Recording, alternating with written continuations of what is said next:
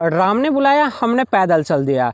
आज का ये हमारा तीसरा दिन है और हम लोग खिरहर से अयोध्या जा रहे हैं, जो कि 600 किलोमीटर की दूरी पे है। यहाँ पे छोटे छोटे बच्चे मिल गए और गलियों से गुजरते हुए हम लोग चलना प्रारंभ कर दिए हैं। और यहाँ पे छोटे बच्चे मिल गए और बोल रहे हैं कि मुझे भैया झंडा दे दो, लेकिन हम लोग झंडा नहीं दे पाएंगे क्योंकि हम लोग अयोध्या जा रहे हैं। और देख सकते हैं यहाँ पे हमें दिख गया 3 पेड़, और राजू भाई से पूछे तो बताया कि इस सब पे ठनका गिर गया है और ये सुन्न हो गया है।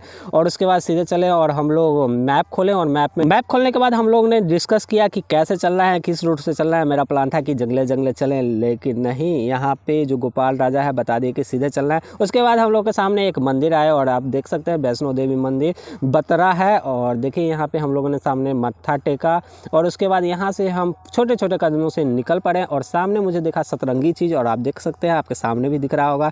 और उसके बाद हम लोगों ने चलना प्रारंभ किया। यहाँ पे देख सकते हैं रास्ते में जा रहे हैं और बहुत ज़्यादा कठिनाई हो रहा है। उसके बाद हम लोग होटल में खाना खाया और खाना